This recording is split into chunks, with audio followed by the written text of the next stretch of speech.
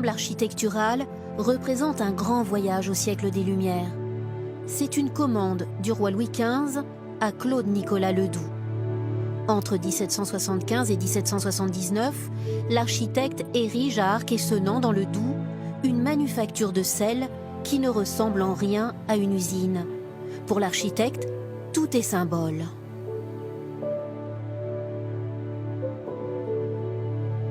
Nous sommes ici dans l'entrée de la manufacture de sel. Et Ledoux a tenté quelque chose d'extraordinaire. Il a représenté l'état de nature, la grotte platonicienne, où on va passer de l'ombre à la lumière. Pour lui, l'architecture ordonne le chaos du monde, et c'est ce qu'il a créé ici, à Arc-et-Senans. Ledoux, en homme des Lumières, aligne les bâtiments de la Saline sur la course du soleil. Il imagine une cité idéale, organisée autour de la maison du directeur, avec ses colonnes à double bossage, carrées et rondes. En 4 ans, il construit 11 bâtiments dans cette magnifique maison du directeur. La maison du directeur, c'est le symbole du pouvoir, c'est le symbole du pouvoir royal. C'est aussi pour lui, vous voyez, ce fronton avec cet oculus. Il était proche des francs-maçons, on ne sait pas s'il avait été initié, mais en tout cas l'esprit maçonnique impacte toute la Saline royale. Et c'était aussi l'œil de la connaissance. La Saline propose aux ouvriers une vie sociale nouvelle. Le site est bien plus qu'un lieu de travail, c'est un lieu de vie, où une centaine d'ouvriers habitent avec leur famille. L'une des grandes idées de la Saline fut d'intégrer ces familles ouvrières et de tenter de leur apporter énormément de confort, de beauté et d'harmonie, afin aussi de les rendre plus productifs. La manufacture compte 2 bâtiments de production situés de chaque côté de la maison du directeur.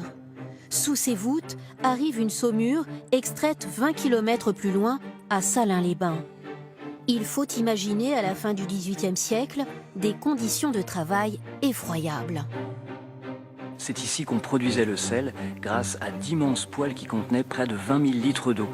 L'eau salée, dite la saumure, venait depuis Salins sur 21 km grâce à une canalisation et elle était transformée dans ces salles où les températures pouvaient monter jusqu'à 70 degrés avec des taux d'humidité terribles, où la visibilité était rendue quasi nulle pendant le travail de nuit et les sols glissants, les projections d'eau bouillante rajoutaient aux difficultés qu'éprouvaient les sauniers.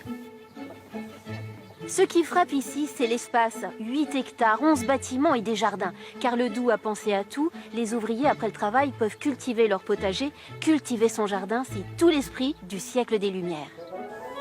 Les jardins des ouvriers se situent derrière les lieux d'habitation.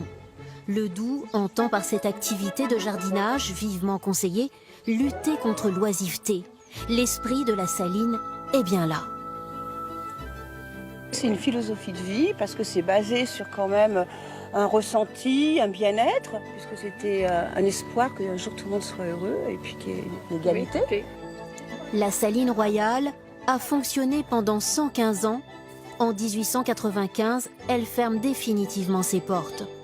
Menacée à maintes reprises de destruction, elle est aujourd'hui classée au patrimoine mondial de l'UNESCO.